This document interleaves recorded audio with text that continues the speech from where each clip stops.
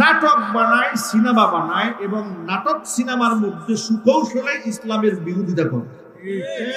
হেফাজতে ইসলামের মুহতারাম সম্মানিত আমির যিনি ছিলেন শাইখুল ইসলাম আল্লামা শাহ আহমদ শফী রাহমাতুল্লাহি আলাইহি নব্বারাল্লাহু মারকাদাহু ওয়া জাআলাল জান্নাতা মাসওয়াহু, সকলেই বলেন আল্লাহুম্মা আমিন। এত বড় কিংবদন্তি আল্লাহর ওলিকে তেতুল হুজুর বলে আখ্যায়িত করেছিল এই মুস্তাফা ফারুক।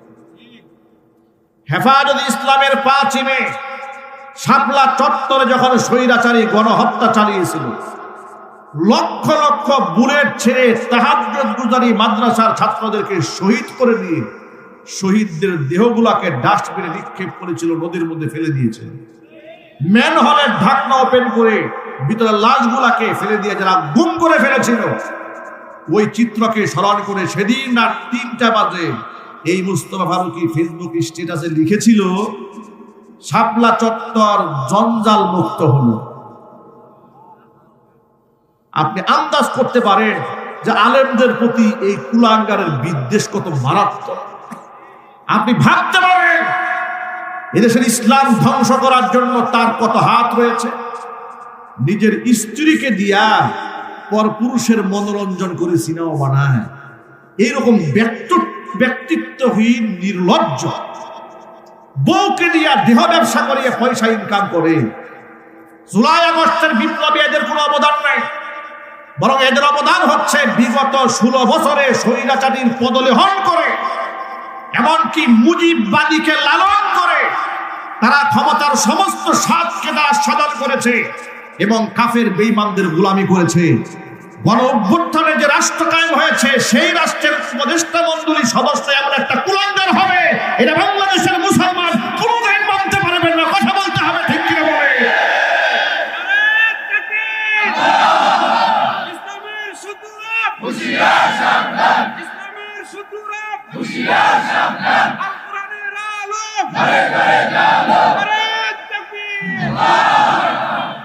আমাদের কথা বার্তা বড় স্পষ্ট।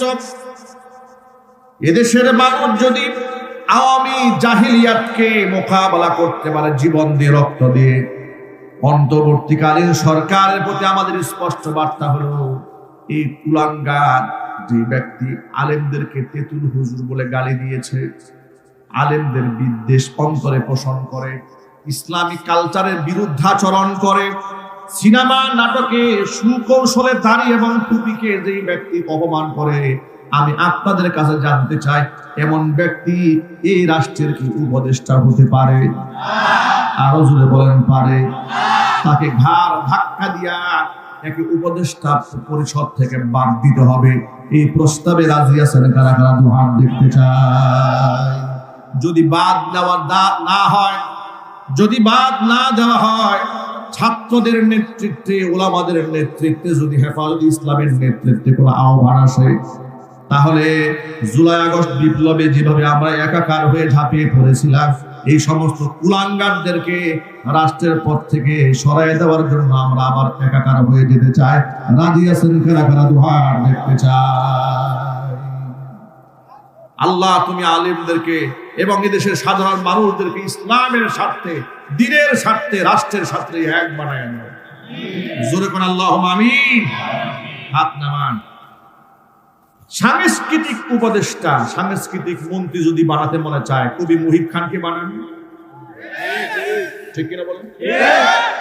এদেশে কি জ্ঞানী গুণী মানুষের অভাব পড়েছে নাকি? আমার প্রশ্ন হচ্ছে, মুজিব একটি জাতির রূপকার, এই সিনেমাতে অভিনয় করার কারণে নায়ক তার প্লট হারাইছে, উত্তরাতে। আবার ওই একই সিনেমায় অভিনয় করেছে এই মুস্তাফা ফারুকী, স্ত্রী অভিনয় করেছে। তাহলে ওই সিনেমায় অভিনয় করে একজনের প্লট হারাবেন, আর একজনের মন্ত্রিত্ব পাবেন, ঘটনা নাকি? কথা বলেন। এরা তো মুজিববাদের গোলাম ছিল, চিল্লায় বলতে হবে, ঠিক কিনা?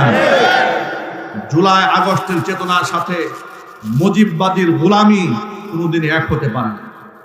সুতরাং তার সুকৌশলে কিন্তু ওরা দেশটার মধ্যে একটা দাঙ্গা লাগিয়ে ছাড়বে। আমরা আরো কষ্ট পেয়েছি এই মুস্তাফা ফারুকীকে যখন উপদেষ্টা পরিষদের সদস্য বানানো হয়েছে, তখন চট্টগ্রামে কিছু তুলাবাড়া আন্দোলন করেছে, সেখান থেকে নাকি 5 জন ছাত্রকে পুলিশ গ্রেফতার করেছে। আহারে চান্দু, এদেশে যারা হত্যা করেছে, অসংখ্য মানুষকে খুন করেছে, গুম করেছে, তাদেরকে এখনো পর্যন্ত তোমরা অ্যারেস্ট করতে পারো নাই। কথা বলে না কেন? যারা মানুষ খুন করেছে এরা অবলীলায় ঘুরে বেড়াচ্ছে, এরা মিছিল করে, মিটিং করতে চায়, এদেরকে গ্রেফতার করতে পারো নাই। আর মুস্তফা ফারুকের মতো একটা নিকৃষ্ট লোকের বিরুদ্ধে রাস্তায় দাঁড়িয়েছে, তোমরা তাদেরকে অ্যারেস্ট করেছো, গ্রেফতার করেছো। মনে রেখো, হাসিনার মতো এমন স্বৈরাচারীকে যদি এদেশের মানুষ পিটা দিয়া দেশান্তরিত করতে পারে, তোমরা এই জাতির বিরুদ্ধে দাঁড়াতে যেও না, তাদের সেন্টিমেন্ট নিয়ে খেলতে যেও না, তাহলে পিটা তোমাদেরকেও খেতে হবে। আলেমদের কত অবদান এই রাষ্ট্রে দেখেন। আগে কোন সুবহানাল্লাহ, আগে বলেন আলহামদুলিল্লাহ। এই দেশে আলেম ওলামাদের কত অবদান।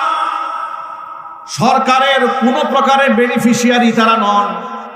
এক একটা মাদ্রাসার ছাত্র ইন্টারন্যাশনাল হিফজুল কোরআন প্রতিযোগিতায় অংশগ্রহণ করে, অংশগ্রহণ করার পরে তারা সেই কম্পিটিশনে অংশগ্রহণ করে দুবাইয়ের মাটিতে দাঁড়িয়ে, কাতারের মাটিতে দাঁড়িয়ে, সৌদি আরবের মাটিতে দাঁড়িয়ে, তুরস্কের মাটিতে দাঁড়িয়ে, যে মক্কাতুল মুকাররমাতে আল্লাহর কোরআন নাজিল হয়েছে, সেই দেশের সন্তানদের সাথে মুসাবাকা করে, কম্পিটিশন করে গরিব মায়ের সন্তানরা কোরআন প্রতিযোগিতায় ফার্স্ট ক্লাস ফার্স্ট হয়ে যায়। রাষ্ট্রের পক্ষ থেকে ছাদ খোলা বাসে তাদেরকে সংবর্ধনা দেওয়া হয় না, কিন্তু মহিলারা হাফ প্যান্ট পরে ট্রফি একটা নিয়ে আসছে। আহারে কত খুশি, ঠিক কিনা ভাই?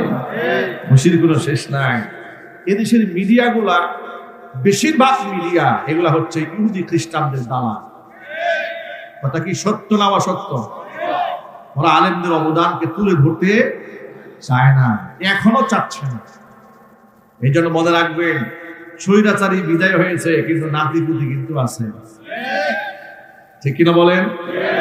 এমন যেন না হয় ওই খরগোশ আর কচ্ছপের গল্প ছোটবেলায় পড়েছি, বিজয় তো হয়েই গেছে, আমি তো যাবই সামনে, টেনশন নেই, একটু ঘুমায় নেই। ভাই, ঘুমানোর সুযোগ নাই। ঘুমানোর কি সুযোগ আছে? ঘুমানোর সুযোগ নাই। ওই যে চট করে আসার চিন্তা করতেছে। কথা বলে না কেন? আপনাদের প্রস্তুত থাকার দরকার আছে না নাই? আপনারা কি প্রস্তুত আছেন? তো আমরা বলি আপনার চট করে আসার কোনো দরকার নেই।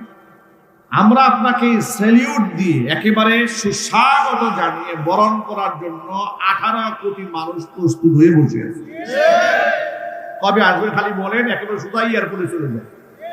আপনাকে একটু বরণ করে নিয়ে এসে ট্রাইব্যুনালে দাঁড় করাই দিয়ে ঝুলাই দিই।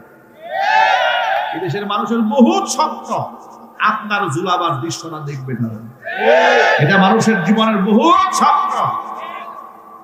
5 মে রাতের বেলায় গণহত্যা চালিয়েছিলেন আপনি, আবার সংসদে দাঁড়িয়ে বলেছিলেন হেফাজত ইসলামের লোকেরা গায়ে রং মেখে নাটক করেছে। আপনি এই উপহার শহীদদের রক্তের সাথে করেছেন, করা হয় নাই? জুড়ে বলেন, তার বিচার হবে ইনশাআল্লাহ। এই যে কত আলেম ওলামা, এই যে আপনাদের কালিয়াকৈর উপজেলা ইমাম পরিষদের সভাপতি, আলেম ওলামা পরিষদের সভাপতি, তার বিরুদ্ধে মামলা হয় নাই? জেল খাটে নাই উনি? ভাই সহ জেল খাটছে। মধুপুরের পীর সাহেব বৃদ্ধ সিংহ, আল্লাহু আকবার বলেন, 4টা ছেলে, 4টাকে গ্রেফতার করেছে। বয়স্ক মানুষ গুলি করে তার শরীরটাকে ঝালসা করে দিয়েছে। গতকালকে তার মেয়ের জামাতার সাথে আমার দেখা হয়েছিল, একটা মাত্র মেয়ের জামাই। সে বলে, হুজুর কি বলবো দুঃখের কথা, আমি তার মেয়ের জামাই হয়েছি, এই অপরাধ আমার, আমাকে ধরার জন্য ধরে। আমার বউ প্রেগনেন্ট ছিল, মধুপুরী পীর সাহেব হুজুরের মেয়ে, সন্তান সম্ভবা একজন নারী, একটা মা, সেই মাকে টেনে হিসড়ে পুলিশের গাড়িতে উঠায়। আপনার কল্পনা করতে পারেন আলেমদেরকে তারা কত কষ্ট দিয়েছে। আমার মতো মানুষ গাজীপুরে আমার বাসায় আমাকে থাকতে দেয়নি। যে বাসায় ভাড়া থাকতাম, পুলিশ পাঠিয়ে বলেছে মাদারি সাহেব এই বাসায় আসলে, বাড়িওয়ালাকে বলেছে আপনি সহ মামলা করেন। আমার ঘরটাকে তছনছ করে দিয়েছে। আমাকে বুটবাজার কেন্দ্রীয় মসজিদে এত বছর নামাজ পড়িয়েছে, সারা অঞ্চল থেকে লোকেরা ভিড় জমাইছে মসজিদে বিদায় নেওয়ার জন্য। একটা জুমাই খুতবা বিদায়ের জন্য চেয়েছিলাম, সেই সুযোগটা আমাকে দেয়নি। তারা বলেছে যে না, আপনি বিদায় নিতে গেলে একটা হাঙ্গামা হয়ে যাবে, বিদায় নিতে দেওয়া হবে না, নামাজে ঢুকলে গ্রেফতার হবেন, আপনি যেতে পারবেন না মসজিদে, রেড অ্যালার্ট দিয়ে দিয়েছে। আপনার কল্পনা করতে পারে আমাদের শারীরিকভাবে, মানসিকভাবে আমাদের উপর, আমাদের পরিবারের উপর কেমন টর্চারটা তারা করেছে, কি অপরাধ করেছিলাম আমরা। চুরি ডাকাতি করেছিলাম, জেনা বদমাশি করেছিলাম, রাষ্ট্রের টাকা বিদেশে পাচার করেছিলাম। 16 বছরে 93 বিলিয়ন মার্কিন ডলার যারা পাচার করেছে তাদের মধ্যে কি আমরা ছিলাম? চিল্লায় বলেছিলাম। তাদের মধ্যে যারা ছিল সব লেজ গুটিয়ে পালিয়েছে। দেশপ্রেমিকরা পালায় না, দেশপ্রেমিকরা ফাঁসির কাস্টে ঝুলতে জানে, মরতে জানে, কিন্তু পালাতে জানে না। যারা পালায় আল্লাহর কসম তারা দেশপ্রেমিক নয়, তারা রাষ্ট্রের শত্রু, এদেশের মুসলমানদের শত্রু। কথা বলে ঠিক কিনা বলে?